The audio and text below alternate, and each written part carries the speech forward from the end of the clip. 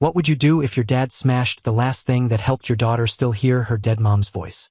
He did it to destroy evidence that proved he'd been stealing your money. I exposed them in front of the whole family. And a year later, karma came knocking at their door. This is the story of the Christmas night that destroyed my family, and how karma came back to haunt the people who deceived me. Before I delve into the details of the story, thank you for taking the time to read our story today. Hope you have a peaceful day. Don't forget to hit the like button if you'd like to wish me the same. Hello everyone. I'm Brennan, 37 years old. Last Christmas night, I lost my blood family, but it took a whole year for me to realize that was the best thing that ever happened to my daughter and me. I work as an aircraft maintenance technician at Denver International Airport. Every day I check dozens of planes, ensuring every tiny detail is perfect so passengers arrive home safely. But 2 years ago, I couldn't bring my wife home. My wife, Melody, got in a car accident on her way home from work, leaving me with Piper when she was just 12 years old. Time heals all wounds. Whoever came up with that saying never had to hold their daughter crying herself to exhaustion every night. Piper completely changed after her mom died. She withdrew, barely spoke, and would often sit alone in her room for hours. The only thing that helped her get through those long nights was Melody's phone. It had hundreds of photos of the two of them together. But what Piper watched over and over was a video Melody recorded while she was trapped in the car after the accident.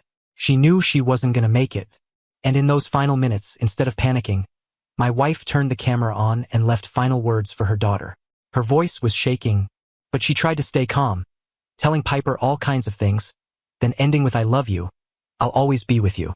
Every night before bed, Piper would play that video. Some nights she'd watch it 3 or 4 times before she'd finally close her eyes. Many people told me I should put that phone away, saying it would keep her from moving forward and keep her stuck in the past. But how could I take away the only thing that still had her mom's voice? How could I steal the last words Melody left for her? I couldn't do it. That phone was Piper's treasure, and I respected that. Last Christmas, before we got in the car to go to Grandma and Grandpa's house, Piper tugged my arm. She was 13 then, but her eyes looked way older than her age. She whispered, "Dad, can I bring Mom's phone? I want Mom to celebrate Christmas too. I want to take pictures with Mom's phone." I swallowed hard, nodded, and squeezed her shoulder gently. My parents' house is located in suburban Lakewood, approximately a 20-minute drive from our place, situated on Wadsworth Boulevard. That night, the whole house was sparkling with colored lights, a tall Christmas tree right by the window, and family cars packed tight in the driveway. As soon as I walked through the door, the smell of roasted turkey and apple pie hit me. It looked exactly like a scene from those Christmas movies, perfectly cozy. My dad, Donald, 69 years old, was sitting proudly in his usual armchair in the corner of the living room, where he always sat during family gatherings, as if it were his throne. My mom, Sherry, 66, was busy in the kitchen. My younger brother, Trent, 34, was laughing and talking with his wife, Darla, next to their 2 little kids. Aunt Patricia was hugging my mom then, her voice full of sympathy. "Poor you too. Always sick but lucky you've got kids who care." I heard that and wanted to laugh. Care? Yeah, right. For 14 months now, I've been sending home $900 every month because Dad had heart problems needing special medicine. Trent promised to chip in $400, but from then till now, the money he sent equals exactly how many times my mom picked up Piper for me. 1 single time. After that, it was either back pain or being busy with work, and when he wasn't busy with work, he had doctor appointments. But in front of the relatives, my parents were still the poor old couple being taken care of by their children. And me, the widowed guy raising a kid alone, no matter how much I did, nobody saw it. But the money thing I could still swallow. What bothered me more was how they treated Piper. On the surface, it looked normal. Grandma and Grandpa would sometimes give gifts and ask about school. However, I always felt that something was off, as if the love was just surface level and didn't truly take hold. That feeling had been nagging at me until last Christmas night, when it all made sense. Back to the party, while everyone was eating and chatting, my mom leaned over to me, lowering her voice. "Brennan, next month, Dad needs to go for another heart checkup. Send a little extra so I can schedule the appointment, okay?" I nodded like a machine that was used to it. I had no idea that was the last time I'd ever trust them. Christmas dinner was loud with the sounds of adult conversations. But Piper sat quietly in the corner of the table, lost in the crowd. Trent's 2 kids were glued to their games and couldn't be bothered to look at their cousin. She sat there, gripping Mom's phone tight in her jacket pocket, lonely right in the middle of her own family party. About half an hour later, Piper tugged my sleeve, whispering, "Dad, I'm going to the bathroom." I nodded, watching her leave the table, still holding that phone tight. I didn't think anything of it. 10 minutes later, my dad's voice roared out, tearing through the whole atmosphere. Then Piper's screaming cry. My heart clenched. I jumped up and ran toward the hallway. The scene in front of me at that moment. Even now, when I close my eyes, I can still see every detail. It was around 8 p.m. then. I'd thought that after Piper finished using the bathroom, we'd say goodbye to everyone and head home. I was even planning to stop by the Baskin-Robbins on Colfax Avenue to get her a sundae, like a little gift to end the Christmas night. But everything got ruined. Completely. When I rushed to where the screaming was coming from, I saw Piper backing into a corner, her face pale as paper. Her hands were clutching Mom's phone to her chest, as if she were protecting the most precious thing in her life. My dad stood in front of her, his body blocking any way out, pointing straight at Piper's face, his face red as if someone was about to have a stroke. As soon as he saw me appear, my dad whipped around, his voice roaring, "Give me that phone! What did you record? Give it here." Piper shrank back, shaking her head frantically, her voice trembling. "I was just walking by. I didn't mean to." I felt something was really wrong. My dad had never lost his temper to this extent, especially with his granddaughter. I took a deep breath, trying to keep my voice calm, then stepped forward to stand between them. I looked straight into Dad's eyes and asked, "Dad, what's going on?" But Dad wouldn't even look at me. His eyes were glued to the phone in Piper's hands, like it was a bomb that could explode any second. His voice was harsh, word by word, cold as ice. "That girl was secretly recording Grandma and Grandpa talking. She has to give me that phone, right now." Secretly recording? I turned to my daughter, crouched down to her eye level, my voice as gentle as possible. "Piper, tell me what happened. What did you record?" She looked at me, her eyes red and swollen, tears about to spill over. Her lips moved for a while before making sounds, her voice whimpering and broken. "I was making a Christmas vlog with Mom's phone. I wanted to record everything so I could watch it later with Mom." She swallowed and continued. "I was walking past the kitchen when I heard Grandma and Grandpa talking. They mentioned Dad's name, mentioned money, some illness. I thought it was weird, so I didn't turn off the camera. I just let it keep recording. I'm sorry, Dad. I didn't mean to eavesdrop." "Money? Illness?" My head started spinning. Before I could ask more, I heard heavy footsteps behind me. My dad lunged past me, pouncing toward Piper. Everything happened so fast. He grabbed the girl's wrist, his bony fingers squeezing so tight that Piper cried out in pain. Then he yanked hard, ripping the phone from his granddaughter's hands. Piper screamed, her voice breaking, "No, that's my mom's phone. Give it back." I rushed forward, grabbed Dad's arm, trying to wrestle the phone back. "Dad, what are you doing? Let go." But my dad had already snatched the phone. He shoved my hand away with a force surprisingly strong for someone nearly 70. I staggered back 2 steps. In that moment, I looked into Dad's eyes, and I didn't recognize the man in front of me. Those weren't the eyes of a father, a grandfather anymore. Those were the eyes of someone panicking, like a cornered animal ready to do anything to escape. Then he raised the phone high. I knew immediately what he was about to do. I lunged forward, reaching out to stop him, but it was too late. He threw the phone down onto the tile floor. A harsh crack echoed in the quiet space. The screen shattered, and glass pieces scattered everywhere across the floor. Piper let out a heart-wrenching scream. Not the cry of a child being scolded. It was the wail of someone who just lost their most precious possession. But my dad wasn't done. He walked over to where the phone lay smashed on the floor, then stepped on it, crushed it into tiny pieces. His mouth was mumbling, his voice panicked. "Delete everything. Gotta delete everything. Delete it all." The rage inside me exploded uncontrollably. I rushed over and pushed him back against the wall with both hands. For the first time in my 37 years of life, I did this to my father. I looked straight into his eyes, my voice shaking with anger. Do you know what was in there? Melody's voice. The last words she left for her daughter before she died. You just stole my wife from me a second time. My dad stumbled back against the wall, his face pale. But on his face, I couldn't find a trace of regret. Just the panic of someone who'd been caught, and maybe even relief that he'd deleted what needed deleting. A sobbing sound pulled me out of my rage. Piper had rushed to the pile of broken pieces. She collapsed on the cold tile floor, her small hands trembling as she picked up each piece of glass, each piece of broken plastic. Cuts started appearing on her fingers, but she didn't stop, just kept picking. Like if she gathered enough broken pieces, she could put Mom's voice back together. She called out, her voice choked and broken. Mom. Mom's phone. The sound of heavy footsteps from the hallway brought me back to reality. My mom pushed through the relatives standing around gawking and ran over. She looked at the chaotic scene, her eyes darting from my dad leaning against the wall to Piper kneeling and crying on the floor, then stopping on me. She stepped forward, lowering her voice. Brennan, calm down. Let's go outside and talk. Don't let the relatives see this. I looked at Mom and let out a bitter laugh. Even now, with her granddaughter kneeling and crying on the floor, hands full of cuts, having just lost her most precious keepsake, what she was worried about was saving face in front of the relatives.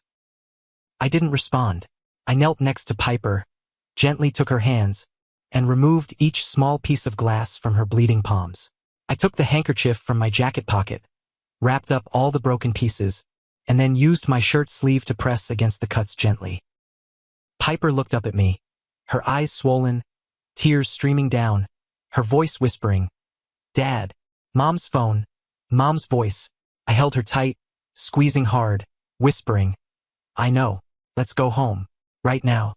I stood up, took Piper's wrist and led her away, walking past my parents and the relatives standing around, whispering. Trent finally spoke up from behind. Brennan, hold on, let's talk. I stopped, turned to look at him, then looked at my dad still standing against the wall. My voice was cold as ice. There's nothing left to say. You're a coward uncle who deliberately stood there and watched everything happen. The whole hallway went dead silent. Then I turned around, walked out the door, and never looked back. In the car, I put Piper in the passenger seat and buckled her seatbelt. She sat there, arms wrapped tight around the handkerchief full of broken pieces, crying silently. I drove in silence. Denver on Christmas night sparkled with colored lights. Houses along the road were decorated brilliantly. Somewhere in the distance you could hear holiday music. The world outside was still celebrating, while in this car, my daughter had just lost her mother's voice for the second time. Almost home, Piper finally spoke, her voice hoarse. Dad. Mom's voice. What am I going to listen to every night now? I didn't know how to answer. I just reached over and took her small hand, squeezing it tight. When we got home, I bandaged Piper's hands, poured her a glass of warm water, and then sat down next to her bed. She sat curled up, hugging her knees, staring into space. After a while, Piper started telling me, sentence by sentence, about what she'd heard walking past the kitchen at Grandma and Grandpa's house. And the more I heard, the more I understood why my dad had to delete everything. Everything I'd believed for the past 14 months collapsed in one night. That was probably the longest Christmas night of my life. I sat on Piper's bed, bandaging the cuts on her hands. The cuts weren't deep, but the wound in her heart. I didn't know when that would heal. Piper sat quietly, eyes looking down at her hands, wrapped in bandages. She was 13, an age when she should only be worrying about friends, crushes at school, and homework. Not sitting here on Christmas night, telling her dad about the lies of her own grandparents. After a while, she looked up, her voice soft. Dad, I'm sorry I didn't turn off the camera, but I was walking past the kitchen, and I heard them mention your name. I was curious and wanted to know what they were saying about you. I nodded, silently waiting for her to continue. Piper took a deep breath, then continued. Grandpa said, he said you're stupid. He said you've believed he has heart disease all year without any suspicion. That sentence hit me like a punch to the gut. But I tried to keep my face calm, let her tell everything. Then Grandma laughed. She said they used Great-Grandma's old medicine receipts. Great-Grandma had already died, but Dad photocopied them and sent them to you. Piper's voice started shaking. Uncle Trent was there too. He said they needed more money because Aunt Darla wants to go on a Caribbean vacation. Everything started falling into place in my head like puzzle pieces of a picture I didn't want to see. 14 months ago, Melody died. A month after the funeral, the insurance company transferred the life insurance money into my account. Not a huge amount, but enough for the two of us to live comfortably for a while. And strangely enough, right then, my dad suddenly discovered his heart disease. My mom suddenly became more interested in Piper. Trent suddenly called to check in more often. Blood is thicker than water. I used to believe that saying. Turns out that money is thicker than blood. $900 every month. 14 months. Over $12,600. For a disease that never existed. For pills that were never bought. For follow-up visits that never happened. Piper looked at me, her eyes red and swollen, asking, Dad, Grandpa doesn't really have heart disease? Grandma and Grandpa have been lying to you all year? I wanted to say no. I wanted to protect their image in her eyes. But I couldn't lie to my daughter, not after everything that had just happened. I sighed. I'm not sure, but what you heard, I'll look into it. Piper was quiet for a moment. Then she burst into tears, her voice choking. Then why did Grandpa smash Mom's phone? Does he hate me that much, Dad? He said I'm too young and don't need a phone. But that wasn't my phone. That was Mom's phone. I pulled her into my arms, held her tight. My voice caught. You didn't do anything wrong. He was wrong. It's not your fault. Piper sobbed on my shoulder, her voice broken. But now I don't have Mom's voice anymore. Every night I would listen to my mom say, I'll always be with you, before I could drift off to sleep. What am I going to listen to now, Dad? Mom's voice. Mom's voice is gone. I didn't know what to say. I just held her tighter, let my tears fall onto her hair. That night, Piper couldn't sleep. For the first time in 14 months, she didn't have Mom's voice to lull her to sleep. I lay next to her on the floor, watching her toss and turn, cry, then fall asleep exhausted, then wake up startled, reaching for the phone that was no longer there. I lay there, staring at the ceiling, my mind spinning with 1,000 questions. About my parents, about Trent, about the $12,600, about the trust I'd misplaced for so many years. But there was one question that kept nagging, wouldn't let go. Was there any way to salvage something from those broken pieces? Could Melody's voice be recovered? 3 days later, I had my answer. After Christmas night, my family acted like cornered rats. But instead of calling to apologize, checking on their granddaughter, asking if her hands hurt, if she slept that night, my parents and Trent kept calling constantly, asking just one question. Did the girl say anything? What did she tell you? I didn't answer, just said no and hung up. But they didn't stop. Constant texts, missed calls piling up. My mom texted, Brennan, she misunderstood. Let me explain. Trent texted, don't believe what a kid says. She didn't hear clearly. My dad stayed silent, but I knew he was behind it all. That kind of panic didn't seem like the actions of innocent people. It looked like criminals caught red-handed trying to escape. Finally, I blocked them all. Before blocking, I sent one text. I need time. And I'll never forgive Dad for smashing the last keepsake my daughter treasured. Then I turned off notifications and threw my phone aside. Something more important was waiting. Salvaging what was left from the broken pieces. The next day, I took the handkerchief full of broken pieces to a phone repair shop near home. The technician looked at the pile of crushed plastic and glass, shook his head immediately, too damaged. Can't fix it. I didn't give up. All night, I searched online and finally found a company specializing in forensic data recovery in downtown Denver. They usually worked with police and lawyers on cases that required data extraction from damaged devices. $1,000 and had to wait 3 days. I paid immediately, no second thoughts. Those 3 days felt like a lifetime. Piper barely spoke. She went to school, came home, ate half-heartedly, did her homework, and then shut her bedroom door. Every night, I'd check her room and see the lights still on until late. Without Mom's voice to lull her to sleep, she'd toss and turn, refusing to turn off the lights. I could only stand outside her door, look in, and pray that the company could save something. I even thought maybe we needed to see a therapist. On the third day, my phone rang. I drove to the office, heart pounding wildly. Marcus, the technician handling my case, started with a careful tone. Good news is the memory chip wasn't completely crushed. We recovered part of it. He handed me a detailed report. 200 photos out of 847. 18 videos out of 63. 4 voice messages out of 12. Not complete. But not everything was lost.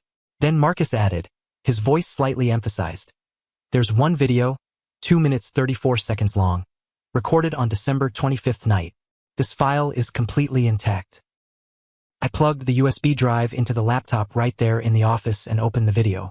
The image shook a bit because Piper was walking while holding the phone. Then voices rang out. Clear. Sharp. My dad's voice. Brennan's really stupid. Believed us all year without any suspicion. My mom's voice giggling. Grandma's medicine receipts, just photocopy them and we're done. Lucky we have his money, or Trent couldn't pay off his credit card debt. Trent's voice. Darla wants to go to the Caribbean next month. Can you tell him to come up with more money? I sat there, my ears ringing. This wasn't the account of a 13-year-old anymore. This was evidence. Undeniable. Marcus looked at me and asked quietly, You okay? I nodded, unplugged the USB, thanked him, then drove home. When I got home, I remembered Melody's old laptop was still in the garage. After searching for a while, I turned it on and logged into iCloud. And there was an old backup with 3 more of her voice messages. Total, 7 voice messages saved. Not as complete as before, but enough so Piper wouldn't forget Mom's voice. That night, I called Piper down to the living room. She dragged herself down the stairs, eyes vacant. I didn't say anything, just played the first voice message. Melody's voice filled the room. I love you. Sleep tight, Piper. I'll always be with you. She froze in place. Then tears poured out. Piper rushed over and hugged me tight, sobbing on Dad's shoulder. For the first time in 4 days, I felt like I could breathe. But the story wasn't over. The 4th night after Christmas, after Piper went upstairs, I sat alone in the living room, watching that 2 minutes 34 seconds video over and over. Then I opened my phone and went to the family group chat. 47 relatives. Messages piled up from the past few days. There were cheerful New Year wishes. Praise saying Donald and Sherry are so wonderful, poor old folks still sick, but still tried to organize Christmas for everyone. Even photos from the party that Piper and I had left halfway through. But mixed in were criticisms aimed at my daughter and me. Blaming me for leaving without explanation, being rude, and blaming Piper for being bratty, bringing her phone to record randomly in Grandma and Grandpa's house, and blaming me for not appreciating the effort that Grandma and Grandpa put into organizing the party. And most pitifully, poor Dad, so sick, but his kids still cause drama. I read every line, smiled bitterly. They only heard one side of the story, the version my parents told. The version where I was the ungrateful son, Piper was the rude granddaughter, and Grandma and Grandpa were the pitiful victims. All right, time for them to hear the other side. January 1st. Precisely at 12 noon. I hit send. The message I sent with the video was simple. Happy New Year. Here's a gift from me. My daughter accidentally recorded this on Christmas night. Right after, my dad smashed the phone that contained my wife's last voice before she died. Below that, I added 14 months. $900 every month. For a heart disease that never existed. Trent promised to chip in $400, hasn't sent a dime. Anyone who wants to know where the money went, watch the video and you'll see. After sending, I sat and waited. 10 minutes. Silent as a grave.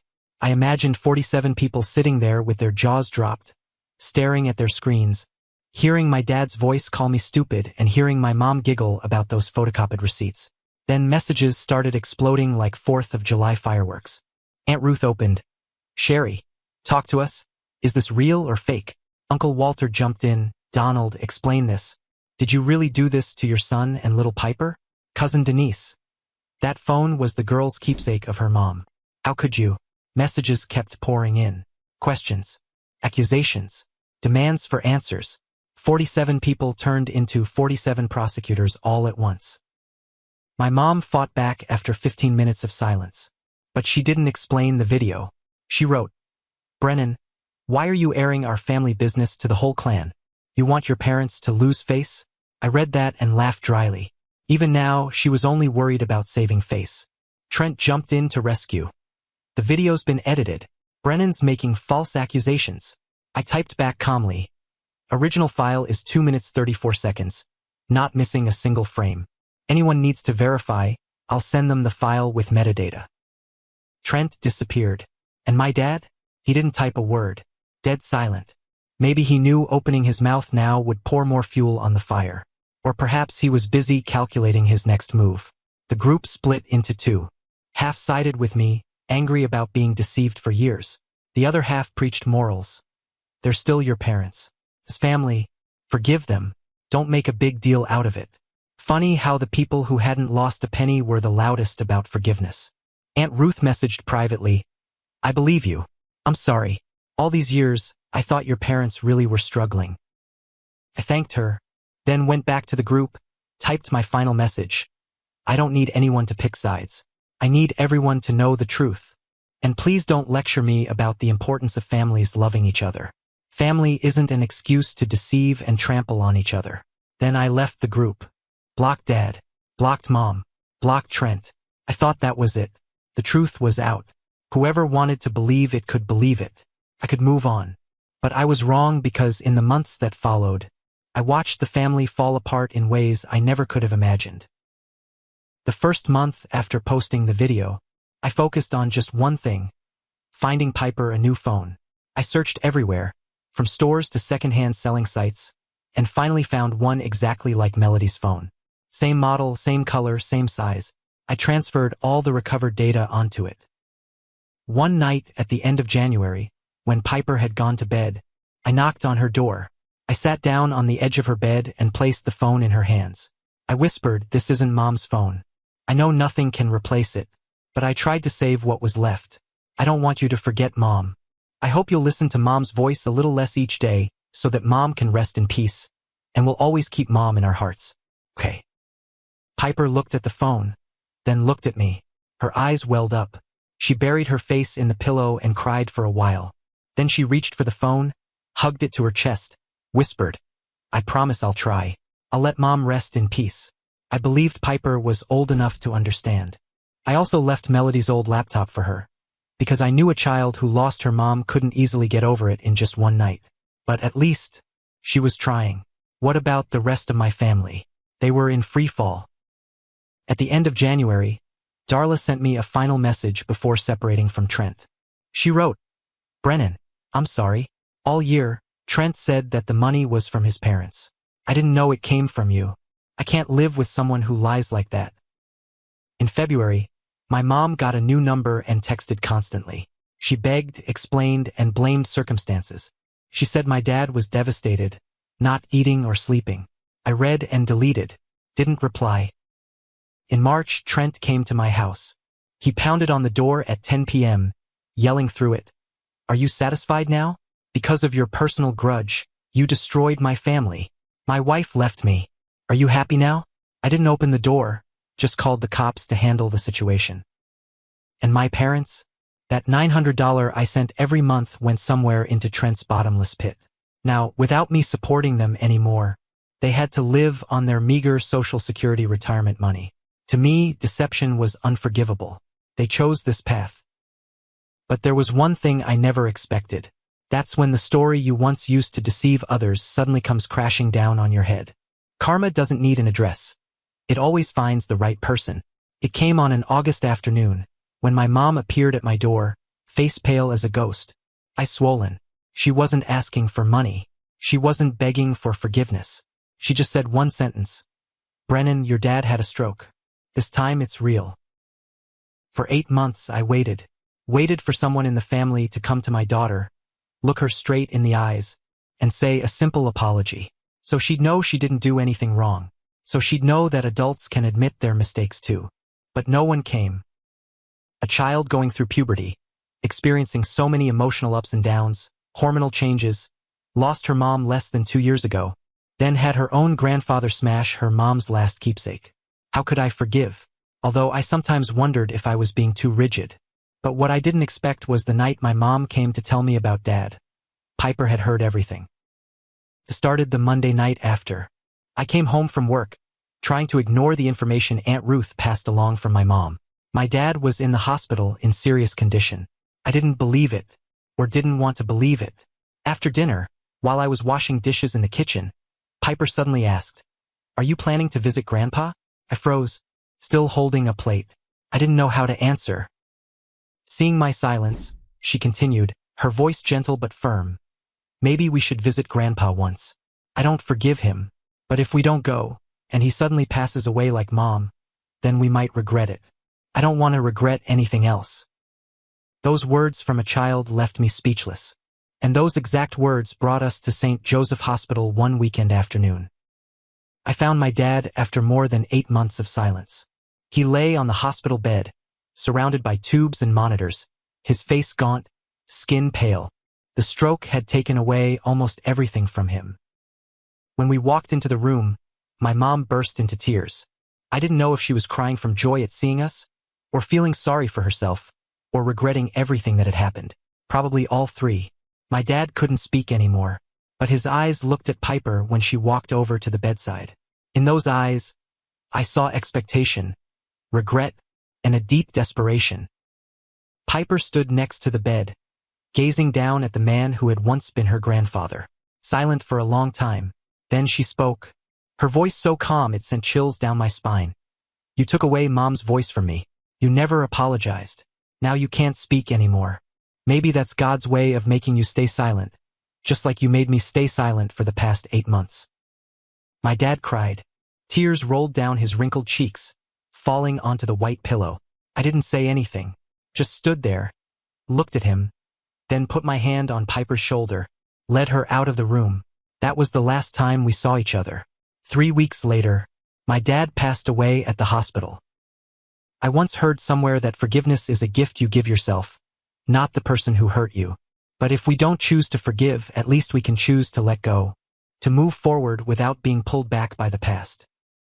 Maybe my dad took that regret with him to the grave, to Fairmount Cemetery, where he was buried next to Grandma. And me, I also buried a family that used to be blood relatives. Because if adults don't know how to apologize, don't know how to admit their mistakes and make a child bear wounds she doesn't deserve, then they've cut themselves off from everything. Today, more than 3 months since my dad passed away, Piper and I moved to a new place, San Diego, the place Melody and I took her when she turned 8 during summer vacation. She still remembers La Jolla Beach, remembers the sound of waves crashing, remembers Mom's smile in the photos we took here. In this place, we're starting a new life. We didn't choose forgiveness, nor did we choose hatred. We decided to let go and move forward. On the road ahead, I'm just trying to teach her one thing. Family isn't people who share the same blood. A family is comprised of people who choose to love you, protect you, and never deliberately hurt you. If someone does the opposite, no matter who they are, you have the right to walk away without feeling guilty. Piper's almost 15 now. She's grown up, more understanding, and much stronger than I thought. Sometimes in the evenings, I still see her turn on the phone and listen to her mom's voice, but not every night like before. She's learning to let Mom rest in peace and keep her memory alive forever in her heart. And me too. I still look at my wife's photo every night, still dream about her in my sleep, and still keep my final promise to protect Piper, my little girl. My story ends here. Before closing, I want to ask you, if you were me, would you have chosen to visit Dad one last time? And if you were Piper, what would you have said to Grandpa on that hospital bed? Leave your comments below. I'll read every one of your stories. If you loved this story, don't forget to hit the like button and subscribe to the channel so you don't miss the following stories. Thanks for listening. See you again.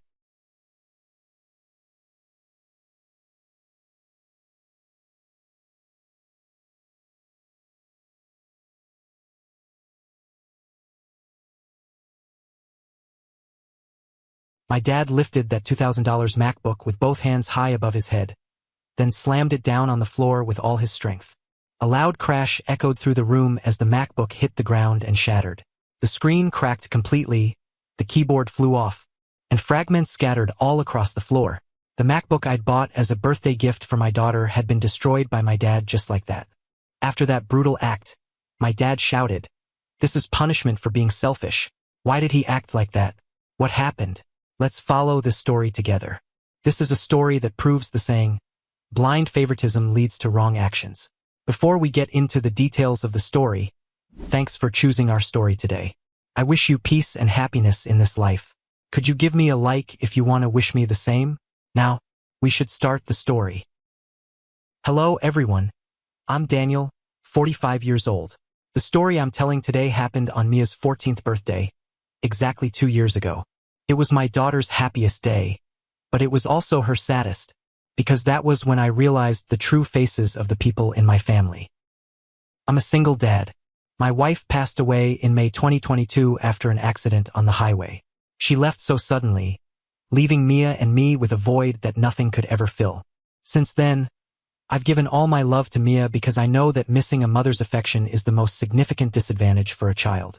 I try to be both father and mother, and also a friend, so that she can share everything in life with me. That's why it's Mia's birthday. That day was Mia's 14th birthday. Around 6 p.m., 12 guests had arrived at my house for the party. We invited my parents and my brother Alex's family, including his wife, Emily, and their son, Mason. There were also 2 close neighbors and a few of Mia's school friends.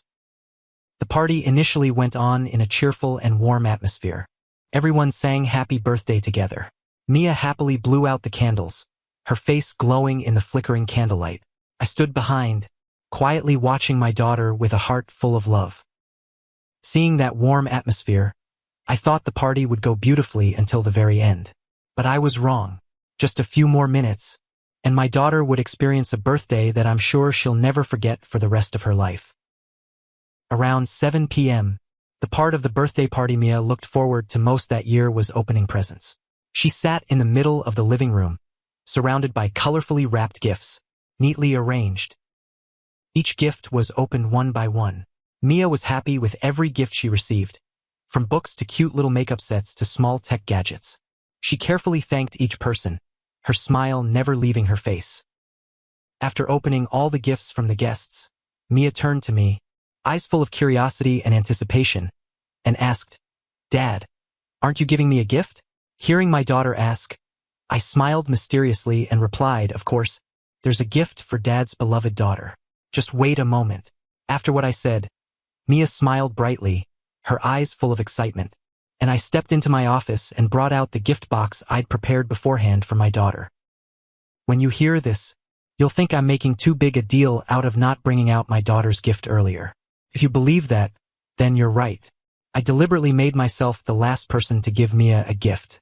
Since Mia is very passionate about technology, I had prepared a surprise gift for her birthday that year. It was a brand new MacBook. I hoped that with this MacBook, she'd have a better tool to pursue her passion for programming. I had carefully wrapped the MacBook in a gift box with multiple layers of paper and ribbons. I wanted to create the biggest surprise possible for my daughter. When I brought the gift box to the living room, whispers started echoing everywhere. The people present began whispering to each other.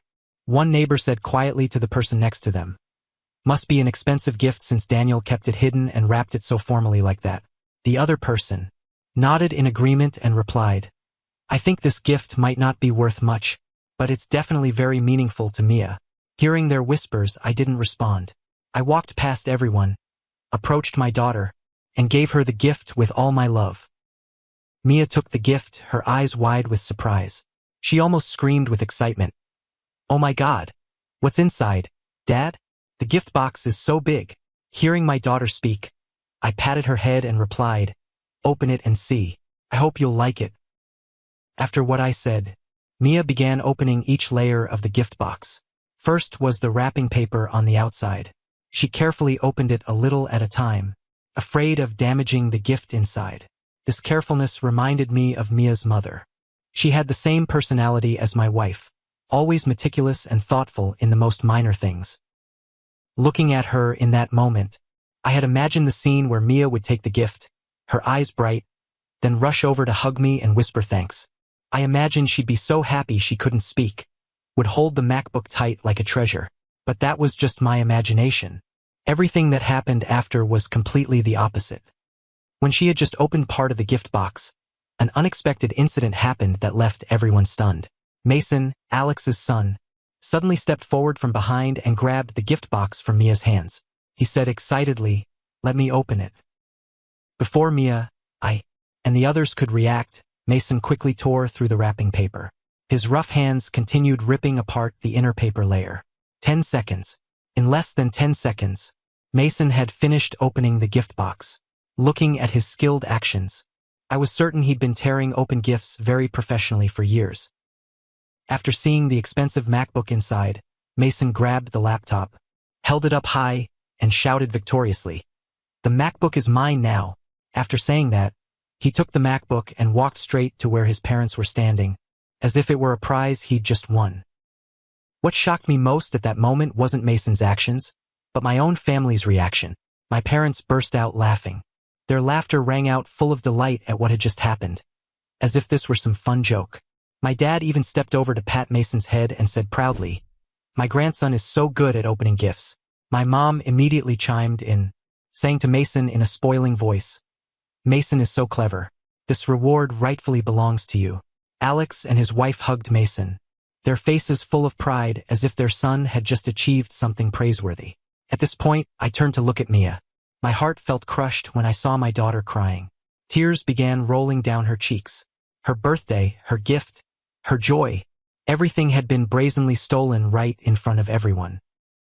Right after that, unable to contain the rage boiling inside me, I walked straight to where they were standing and shouted, "Mason, give the MacBook back to Mia, right now." Mason backed away, standing behind Alex and Emily. He replied defiantly, "No, the MacBook is mine. My parents said if I open the gift before Mia, I get this gift." Mason's statement helped me realize a painful truth. He'd been spoiled so much that he could no longer tell right from wrong. At the same time, I also realized this was a plan Alex and Emily had set up beforehand. They had planned this for Mason to steal my daughter's happiest day. That calculation and cruelty were beyond belief. I could no longer stay calm. I stepped forward, reached out and grabbed the MacBook from Mason's hands, and said loudly in a steely voice, "This is a gift I bought for my daughter. If you want a gift, go ask your mom and dad." At this point, Mason put both hands up, trying to hold onto the MacBook, his face red with anger. Alex immediately stepped forward, pulled my hands away, and said irritably, "You can't fight with a child like this." I replied immediately, "But that's a MacBook I bought for my daughter. Do you understand that?" At this point, Emily jumped in. She said, "Come on, it's just a MacBook. Buy Mia something else. Give this one to Mason, okay?" Emily's words were like pouring fuel on the anger rising in me. I gritted my teeth and asked back, "Are you crazy, Emily? Have you ever given my daughter a gift worth over $100? Emily now angrily replied in a sharp voice, "Why do you always bring up money?" I looked straight at her face and said, "The problem isn't money. The problem is that you're always stingy with my daughter. There's no reason I should be generous with your son." Emily opened her mouth to say something, but she stopped, unable to find a response. Alex and Emily's faces were full of anger but helplessness.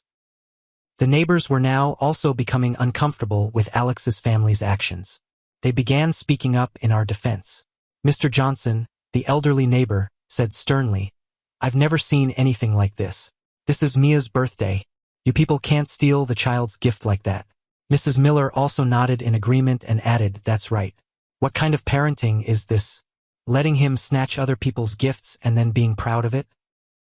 Mia's friends had now come to my daughter's side to comfort her.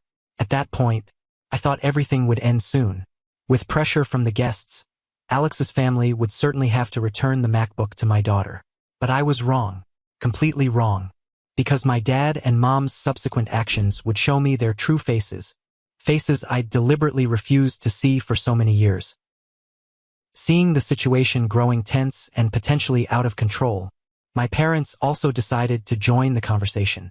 My dad was the first to speak up. He stepped forward, stood facing me and said, "Daniel, can you give that MacBook to Mason? I'll pay you back." Dad's words made me burst out laughing. Not a happy laugh, but the bitter laugh of someone who just realized a harsh truth. I laughed at his excessive favoritism.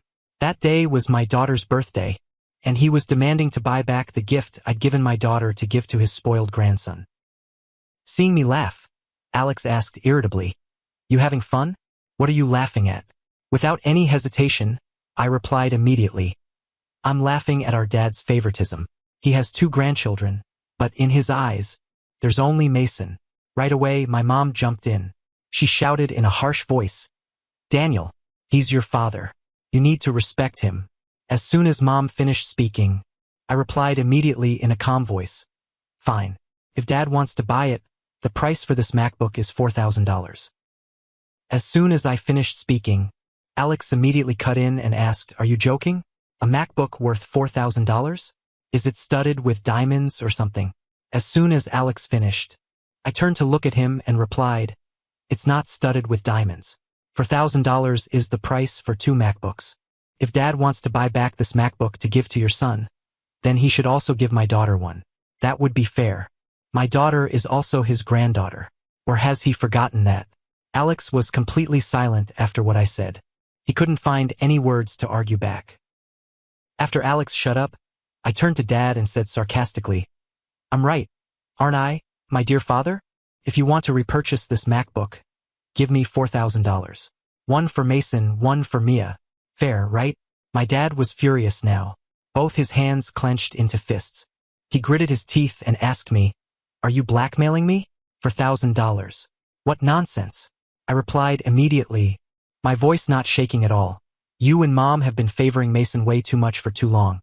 I'm just protecting my daughter's rights. Something you and Mom should have been doing as grandparents." Hearing what I said, my mom jumped in again. She said to me in that familiar lecturing tone, "Daniel, families need to know how to sacrifice for each other. You're almost 43 years old. Why don't you understand that yet?" As soon as Mom finished, I turned to look straight into her eyes and asked, "Families need to sacrifice for each other? Then let me ask you, Mom, when my wife died, did you love Mia more? When Mason got $2,000 for tuition last year, did Mia get a single cent? When Mason got taken to Hawaii for summer vacation by you and Dad, Mia stayed home alone. For Mason's birthday, you gave $3,000 for the party, while Mia's birthday gifts were just cheap gifts hastily bought from the dollar store. The way you're talking about it means my daughter and I have to be the ones sacrificing while you, Dad, and Alex's family only know how to take. Is that right?" My mom was stunned after my question.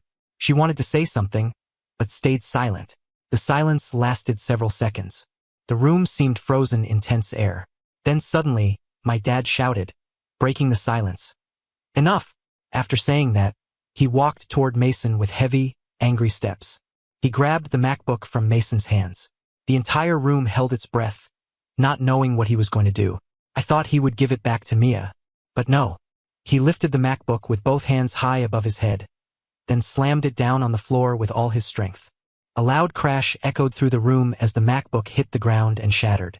The screen cracked completely, the keyboard flew off, and fragments scattered all across the floor. Over $2,000 turned to dust in an instant. Seeing my dad smash the MacBook, Mia screamed in pain and then burst into sobs. My daughter collapsed, her shoulders shaking in waves. After that brutal act, my dad shouted, "This is punishment for being selfish." That statement of his left all my and Mia's guests stunned. After witnessing Dad's actions, I could no longer control my emotions. I rushed forward, grabbed my dad's collar tightly, and shouted in his face, "What the hell are you doing? Are you insane?" The entire room went dead silent when they saw the fist I'd raised. In that moment, I only knew one thing: to protect my daughter. I was ready to give him a beating. Even if he were my father, I didn't care. When Mia saw me about to hit my dad, she quickly ran over and hugged my arm tightly. Her voice choked as she pleaded, "Dad, please stop. Please don't hit him." Surprised by her unexpected intervention, I shouted at her, "Let go. Let me give him a beating. He smashed your MacBook." Mia turned pale with fear, but she didn't let go. Instead, she hugged my arm even tighter.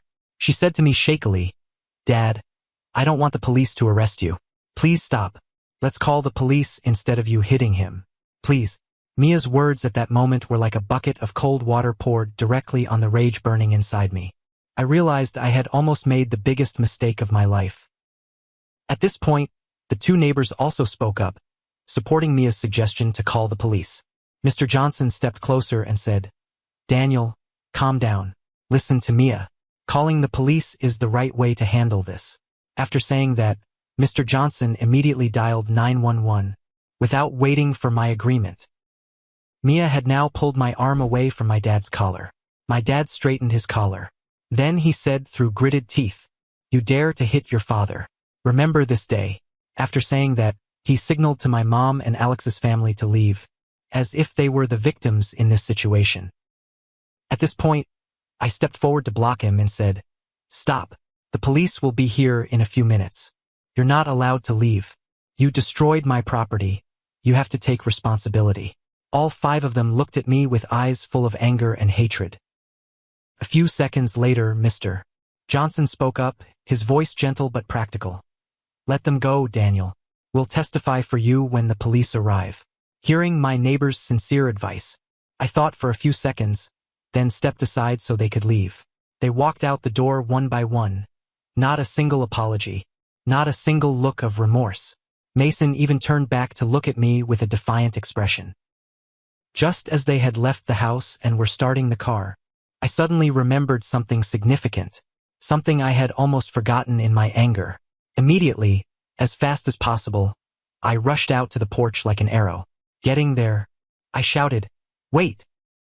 My dad was about to step on the gas to leave when, heard me shout, stopped, and rolled down the car window. I walked quickly toward the driver's side window. My dad now looked at me and asked triumphantly, "What's wrong? You realized you were wrong, didn't you?" I replied immediately in a calm voice. "Right, I realized I was wrong." After my answer, my dad broke into a satisfied smile. It was the smile of a winner, the satisfied smile of someone who thought he'd taught his wayward child a lesson. His voice was cheerful as he said to me, "I knew it. Admitting you're wrong is good. That's what makes you my son. Go inside. I'll talk to you tomorrow." While he was still wearing that victorious smile, I suddenly reached my hand through the car window, turned off the engine, and then pulled out the entire set of car keys. My unexpected action startled my dad.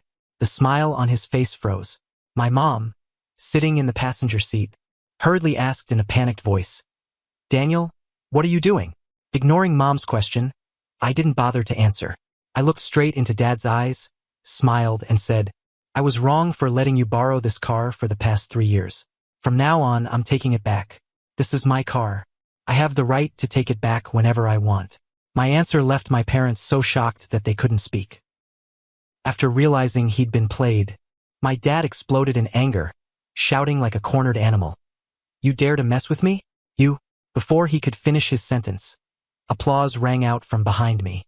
The guests, seeing me run quickly to the porch, had also curiously followed and witnessed everything. Mr. Johnson said loudly with a delighted voice, "Well done, Daniel. Make those 2 old folks walk home. Serves them right." My parents were furious at that point. My dad jumped out of the car, then opened the trunk and took out a hammer he always kept there. Seeing the hammer in his hands, I wasn't afraid at all. On the contrary, I laughed and said calmly, "Oh dear Dad, what are you planning to do with that hammer? If you hit me with the hammer, you'll go to jail. And if you smash my car, do you and Mom have enough money to pay for it?" My dad gripped the hammer tightly in his hand and shouted, "Will you stop that sarcastic way of talking right now? I'm your father." As soon as he finished, I coldly replied, "Wrong person. I don't have a father. My father died the exact moment you smashed my daughter's MacBook." After saying that, I turned around, took the car keys with me, and walked straight into the house.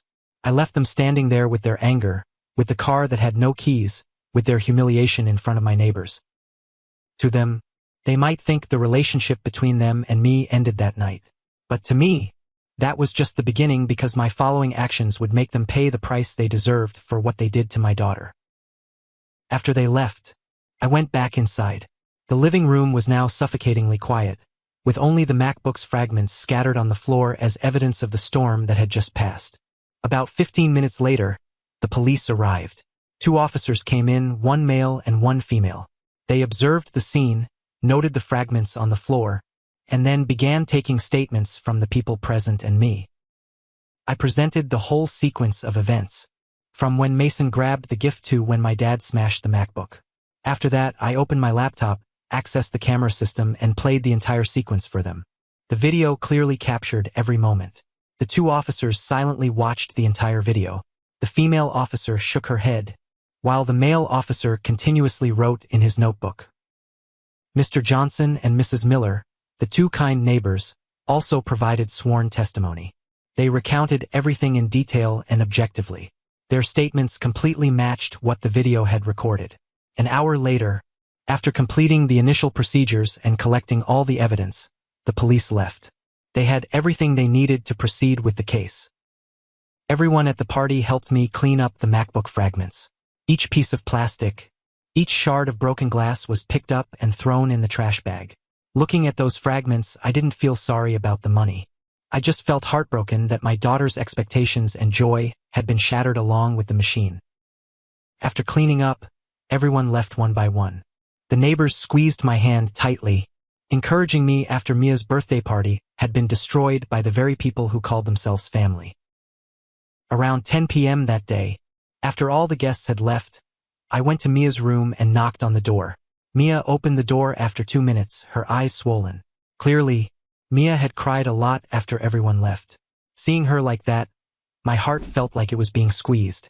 But then, the sadness on Mia's face quickly disappeared when she saw what I was holding in my hands. It was a brand new MacBook, pink, Mia's favorite color. Her eyes opened wide, not believing what she was seeing. After everyone left, I immediately contacted a nearby store and asked them to rush deliver a new MacBook. Since it was past 9 p.m., they initially refused to deliver. But after I explained my situation, told them about the ruined birthday party, about the MacBook being smashed in front of my daughter, the store manager changed his mind. He said he also had a daughter and he understood how a father felt. He personally drove over to deliver the new MacBook to me. Looking at the pink MacBook in my hands, Mia said emotionally in a shaky voice, "Dad, you didn't need to buy another MacBook. I'm okay." I patted her head and said, "My daughter deserves to have a MacBook. No one has the right to steal your joy." Mia burst into tears again, but this time they were tears of happiness. Holding her in my arms, I promised myself I would never let anyone bully my daughter again. And that very night, I decided I would make them pay the price for their cruel actions. Midnight, after Mia had fallen asleep, I was still sitting in front of my laptop screen in my office. I sat watching the video from the living room camera again. Looking again at the scene of Mia crying, the scene of my dad throwing the MacBook to the floor, the scene of their whole family laughing and joking over my daughter's pain. Each frame was like a knife cutting into my heart. I decided to post that video on social media. Initially, I hesitated a bit because the incident involved Mason, a 14-year-old child. But after thinking it through, I realized that all our relatives and acquaintances needed to know the truth about what had happened. They needed to know the true faces of people who had long been praised as an exemplary family. As for Mason, he needed to learn the lesson that actions have consequences. The video, over 10 minutes long, was then posted to my personal page. I added a short but meaningful status: Toxic Family.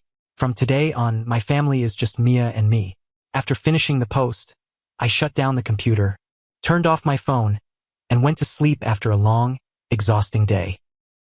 The next morning, as soon as I opened my phone, I was overwhelmed by a series of notifications. Tons of messages and missed calls appeared on the screen. My post had hundreds of comments from relatives, friends, and even strangers. Someone had shared this post, and it spread at lightning speed. People watched the video a lot, and after watching it, they all left comments. What surprised me was that all the comments were on my and Mia's side. My mom's cousin wrote, "I can't believe this.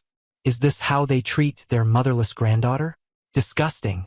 An old friend of my dad's commented, "Thomas, I've known you for 50 years. I never thought you could do something like this to your own granddaughter." A stranger wrote, "A grandfather smashing his granddaughter's birthday gift? He should be sued in court and get life in prison." Some people tagged Alex and Emily, calling them failed parents who raised their child to be a thief.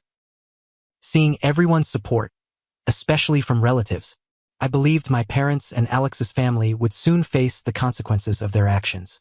And just as I predicted, around 10 a.m., my phone rang. Alex's name appeared on the screen. As soon as I pressed answer, Alex shouted, "You bastard! How dare you put us on social media? Do you know my wife and I are about to lose our jobs? Colleagues are whispering behind our backs. Relatives have been calling to curse us out from morning till now. It's all your fault." After hearing what Alex said, I replied, "Get lost." After saying that, I hung up and blocked his number immediately. 10 minutes later, the phone rang again. This time it was my dad's number. He shouted through the phone as soon as I answered, "You're a monster. No one puts their own parents on social media to shame them. God will punish you."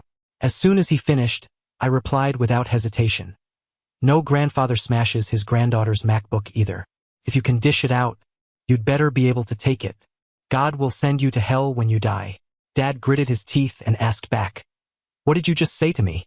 I replied sarcastically, "Are you deaf, old man? Go get your ears checked." After saying that, I hung up again and blocked his number too. I also blocked my mom's and Emily's numbers. And those were just the first steps in my plan to make them pay the price. That very afternoon, I contacted a reputable law firm in the city. The lawyer handling my case was named Robert, a middle-aged man with many years of experience in lawsuits. After hearing me present the entire incident and watching the video from the security camera, Mr. Robert nodded and said, "This is a pretty clear-cut case.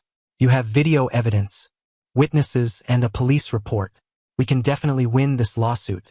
I asked him about the process and timeline. Mr. Robert explained that with such complete evidence, we could request a quick trial. I nodded and said, "I want to push this as fast as possible. Money isn't an issue. I want them to understand that actions have consequences." Mr. Robert looked at me with understanding eyes and replied, "I understand. This isn't just about the MacBook. This is about justice for your daughter. We have to work on the paperwork immediately." Just 1 month later, the trial took place. The trial proceeded quickly because the evidence was so clear. The video was played on the courtroom screen. Everyone present fell silent, watching as my dad smashed the MacBook. Mia's cries from the video echoed through the courtroom, making many people turn away. My dad's lawyer tried to defend him, saying it was an action done in anger without intent. But Mr. Robert countered sharply. He pointed out that my dad had actively grabbed the MacBook, lifted it high, and slammed it hard to the ground.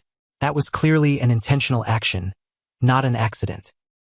Finally, the judge delivered the verdict. My dad, who directly smashed the MacBook, had to compensate for the full value of the MacBook plus emotional distress fees for Mia. The total compensation exceeded $25,000. When the judge finished reading the verdict, I turned to look at Mia. My daughter sat there with calm eyes, neither happy nor sad. Perhaps for her, the compensation money wasn't necessary. What mattered was that justice had been served. But the story didn't end there. Following lawyer Robert's suggestion, the court also issued a restraining order. My parents and Alex's family were banned from coming near my house, Mia's school, and any other places my daughter and I regularly went. The order was effective for life, and any violation would result in criminal prosecution. After the trial, as we stepped out of the courtroom, Mia and I walked past where my parents and Alex's family were standing. They looked at me with eyes full of hatred, but no one dared say anything because the restraining order was effective immediately. I held Mia's hand tightly, walked straight toward the exit, not looking back even for a second.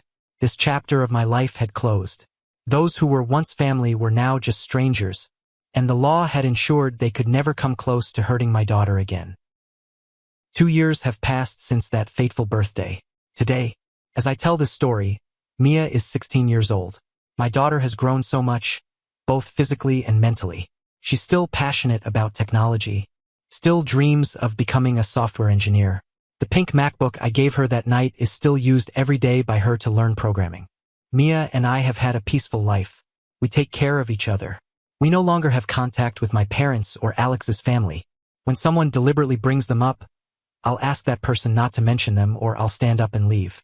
Some wounds run too deep to heal. Through my story, I want to share with you 3 lessons I've learned. Lesson 1. Never stay silent in the face of injustice. Lesson 2. Family isn't just about blood. People who call themselves family but don't love and respect you don't deserve to be in your life. Sometimes, kind neighbors are more valuable than blood relatives. Lesson 3. Always protect your children. Children are the most precious gift life gives you. Don't let anyone have the right to bully or hurt your child. You're the final wall protecting them, and that wall isn't allowed to fall. My story ends here. Before finishing, I have one question I want to ask you. Should I someday forgive and reconcile with my parents and my brother Alex's family? Please feel free to leave your thoughts in the comments below the story. If the story touched your emotions, don't forget to subscribe to the channel, like, and share the story. Thank you for listening to my story.